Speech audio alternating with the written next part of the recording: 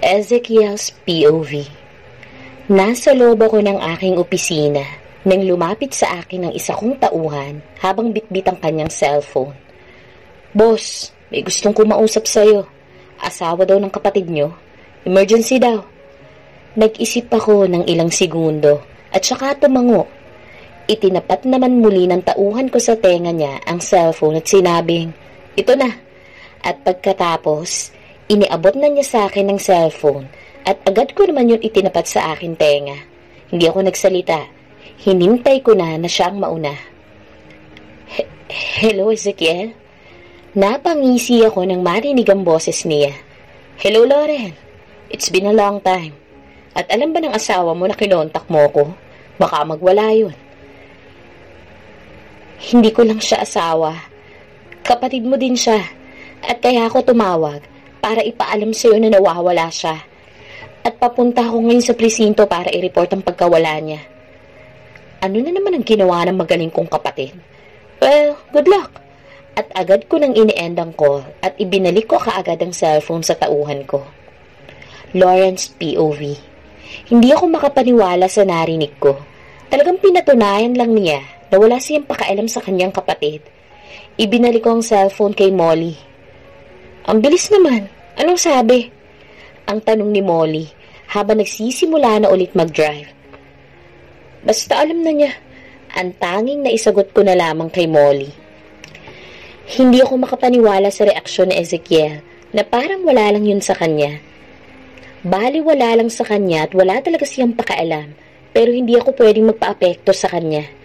Need kong mag-focus sa next step na kailangan kong gawin, at iyon ay ang pagre-report sa pulis sa pagkawala ng aking asawa.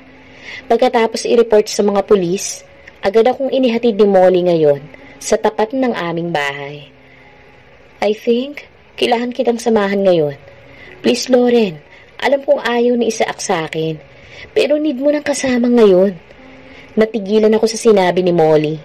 Never ko naman sinabi sa kanya na ayaw ni Isaac sa kanya, pero ramdam pala niya yun. Hindi ko naman mapipigilan na hindi maiyak. "Come on, Molly. Hindi totoo yung sinasabi mo na ayaw sa'yo ni Isaac."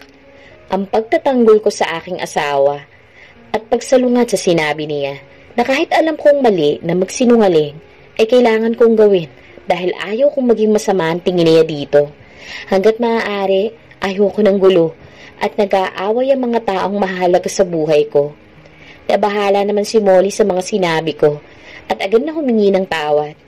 "I'm sorry, Lauren. Hindi ko sinasadya yung mga nasabi ko. It's just that alam mo naman na hindi ko kasundo ang asawa mo. Sorry talaga. Please, kalimutan mo na lang yun." Tumangutango naman ako habang pinapahid ang aking mga luha. "So ano, samahan na kita?" Tumango ulit ako at sabay kaming bumaba ng kotse at pumasok sa loob ng aming bahay. Panay pa din ang kalikot at pagpipindot ko sa aking cellphone. Baka sakaling mag-ring ang number niya, pero wala pa rin. "Lauren, kumain muna tayo. Kailangan mo ng lakas."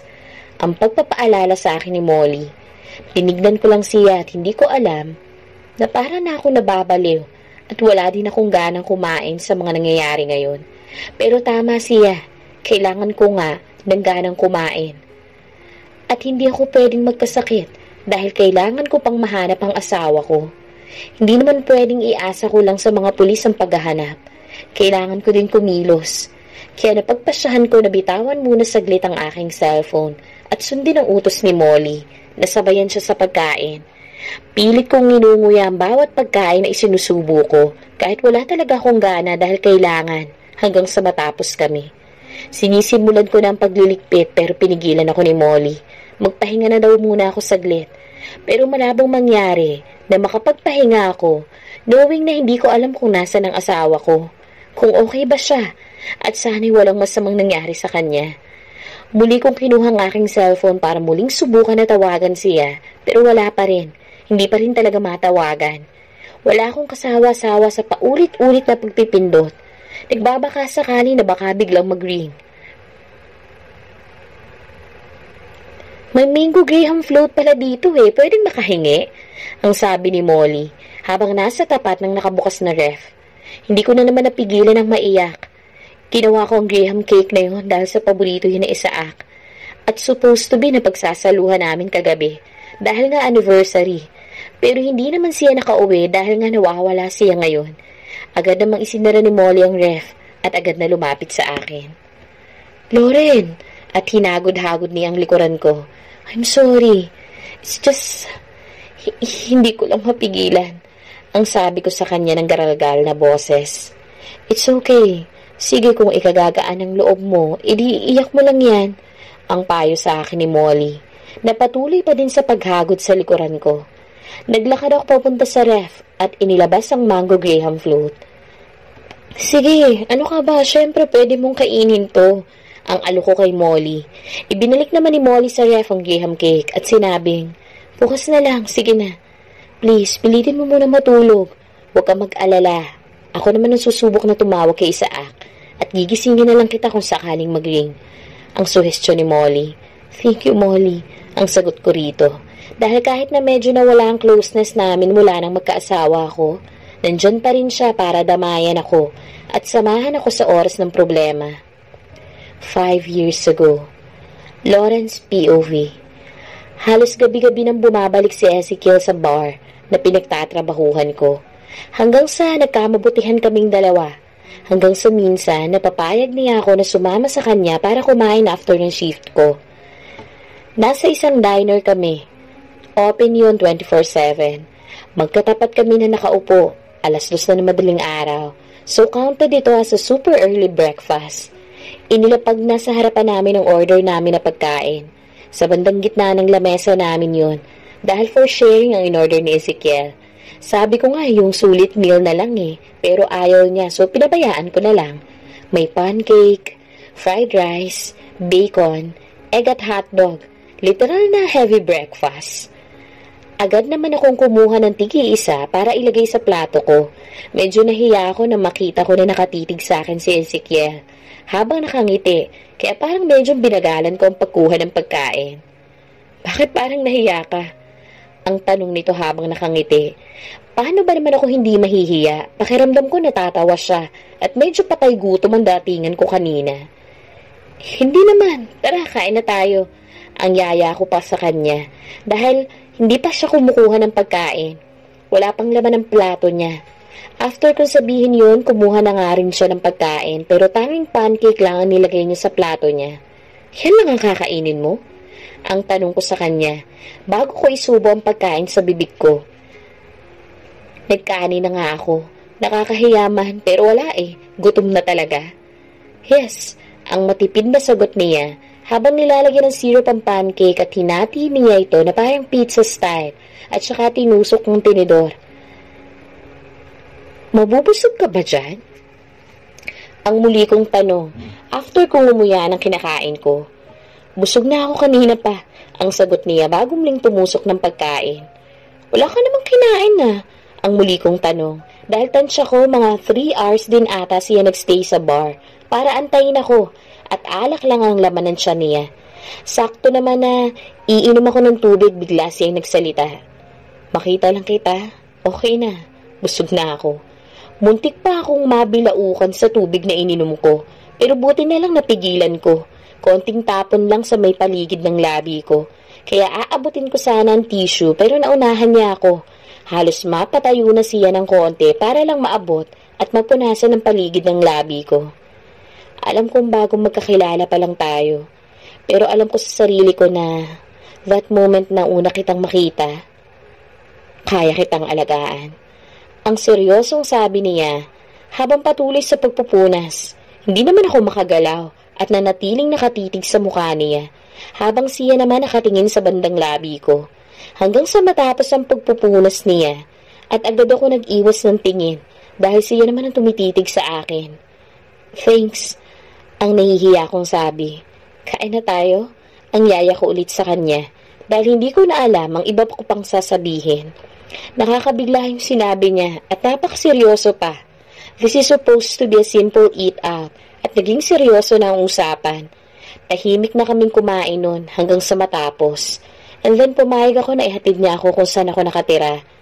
Umuupa lang ako sa isang maliit na apartment at natuwa naman ako dahil hindi siya nag-attempt na hawakan ang kamay ko at nag-assume na i-invitein ko pa siya sa loob at lalo na nang humiling ng kiss like na ginagawa ng other guys.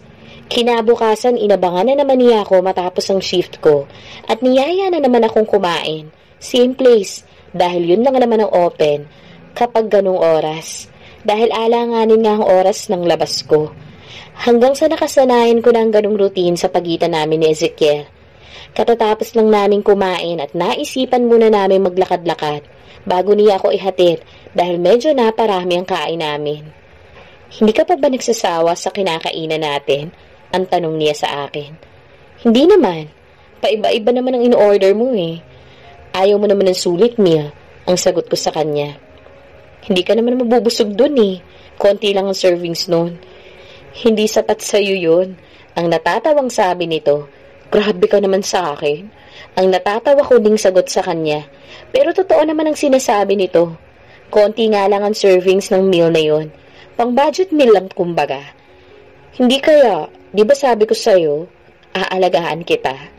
Ang seryoso niyang sabi sabay hawak sa isang kamay ko. Pinagsalikop niya ang aming mga kamay. Hindi naman ako kumontra, bagkus ay nagustuhan ko ang pakiramdam na dulot ng kanyang mainit at malaking palad. Ipinagpatuloy namin ang paglalakad habang magka-holding hands. Tahimik ka na naman, ang muling wika niya.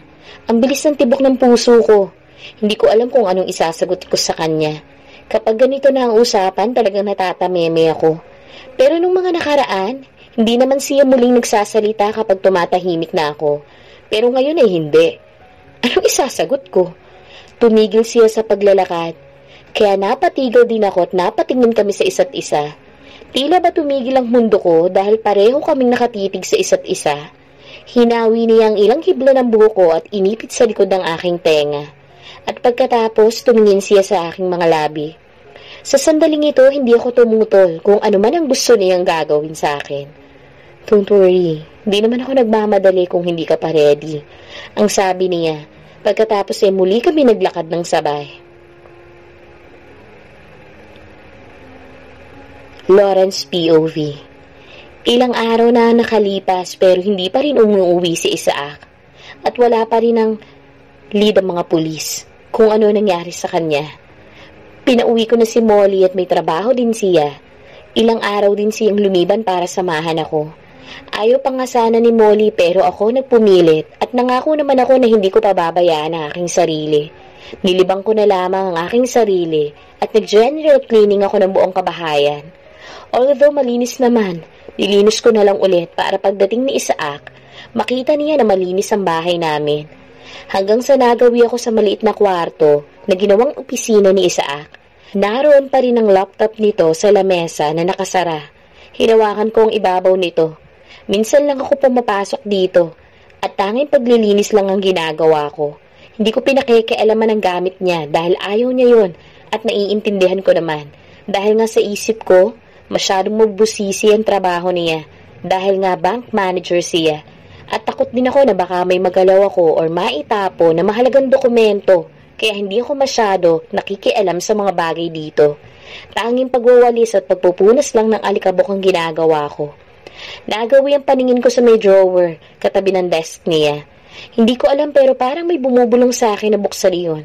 Ngunit nang hilahin ko, hindi ko yun mabuksan. Nakalak, kailangan ko mabuksan ang drawer na to.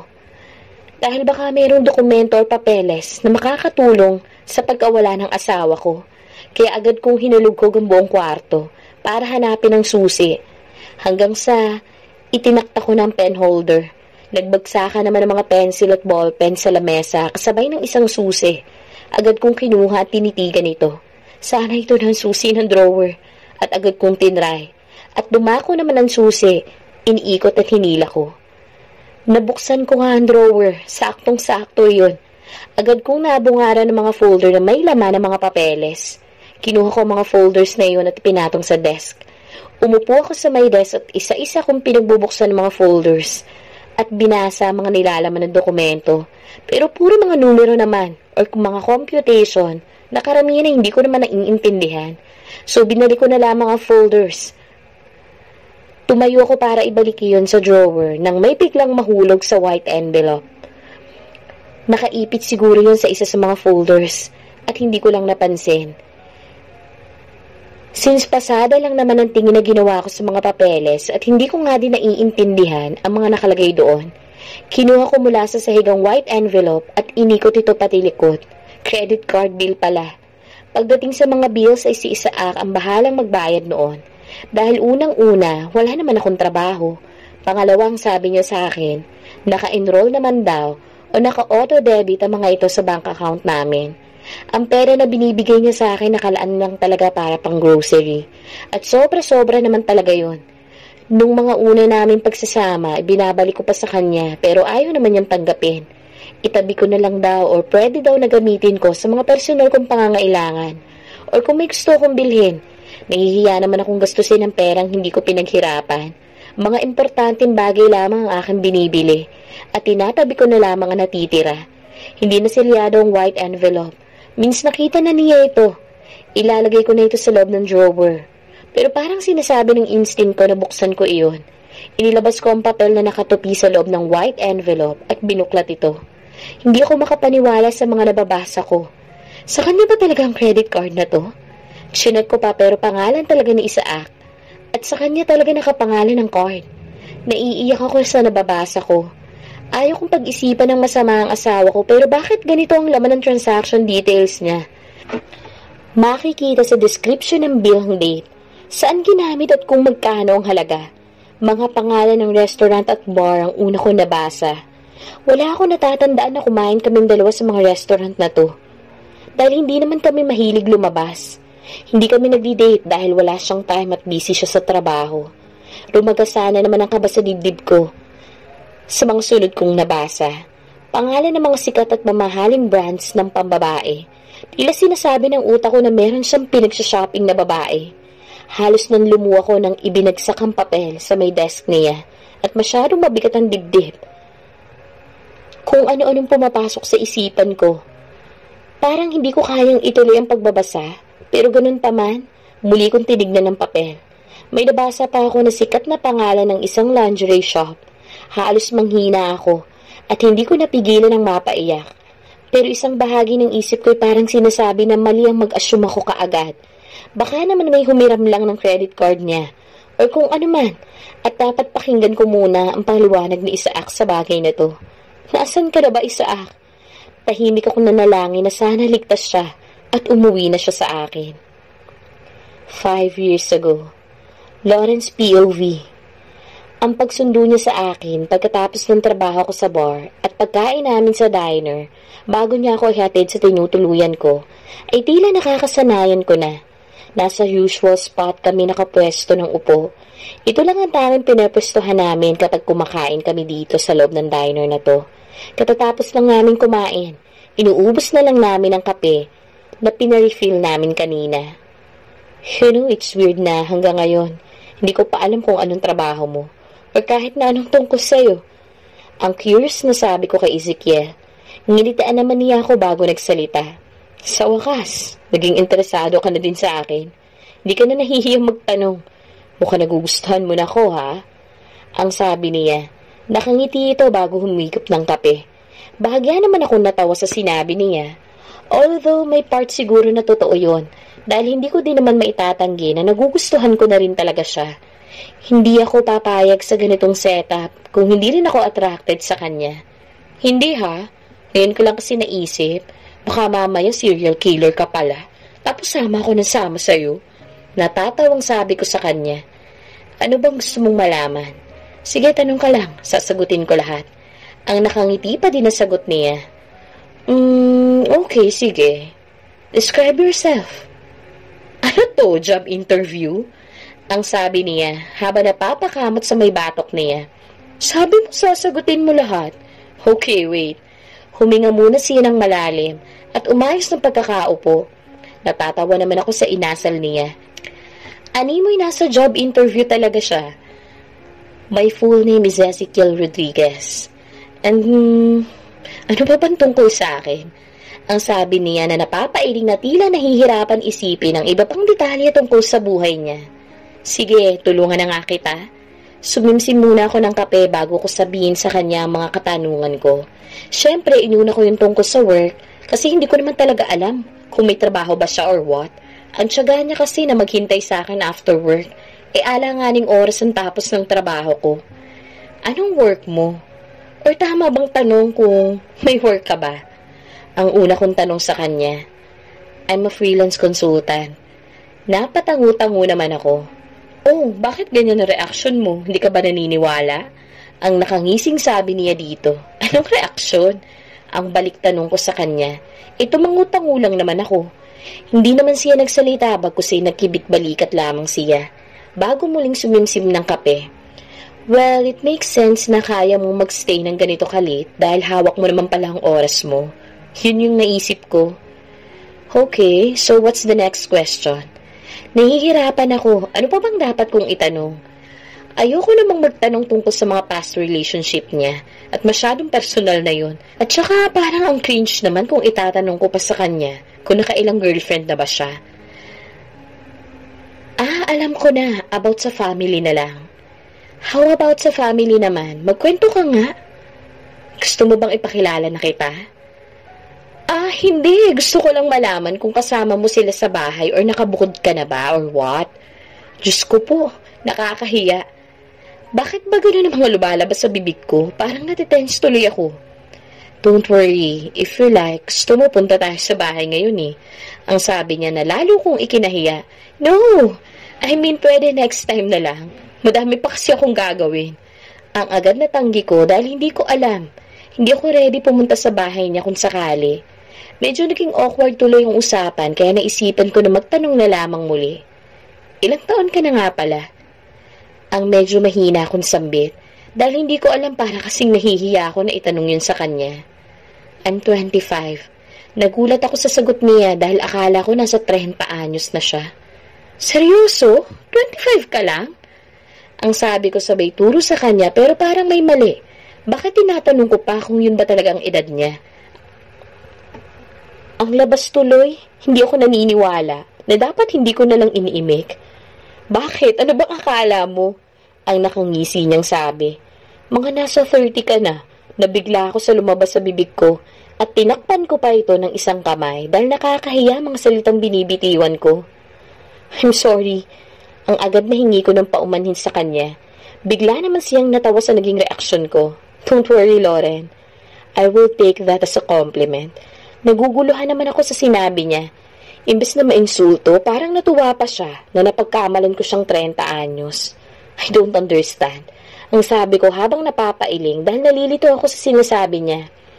Well, kung inaakala mo na ganun na ako katanda, it means ang tingin mo sa akin is, I'm a serious man. And ipinatong niyang isang palad niya sa ibabaw ng kamay ko at bahagyang hinimas ito. Seryoso ako sa'yo. Ang sabi niya habang seryoso ding nakatitig sa mukha ko. Naiilang naman ako sa paninitig niya. Halos hindi ako makatingin ng diretso sa kanya. Inalis niya ang pagkakapatong ng palad niya at bumuntong hininga. Tapos ka na ba? Tara, ihatid na kita. Ang yaya niya sa akin. Hindi ko alam pero parang nakukonsensya ako sa inasal ko. Kapag tungkol sa ganung usapin, natatameme talaga ako. Hindi ako makasagot or magawa siyang tignan ng diretso. Tanging tango lamang ang naiisagot ko. Tinawag naman niyang waitress para kunin ang bill namin at nagbayad na siya. Sabay na kaming tumayo para lumabas ng diner. Tahimik kami naglalakad. Kailangan may sabihin ako. You know, parang weird lang ng name natin. Paano naman naging weird? Lauren and Ezekiel. Sinabi ko pa talaga ang mga pangalan namin para magets niya kung ano bang sinasabi ko. Ayaw mo ba nun? Parang destiny lang.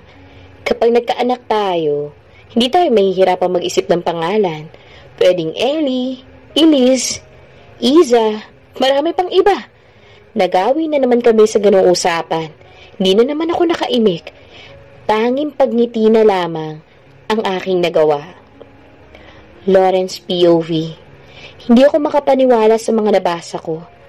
Itinupi kong muli ang papel at ibinalik ang envelope. Sabay lagay ko sa likod ng bulsa ng pantalon ko. Hindi ko na magawang maibalik pa sa drawer ang credit card bill na yon dahil may gusto kong gawin. Kailangan kong puntahan ng shop na yon.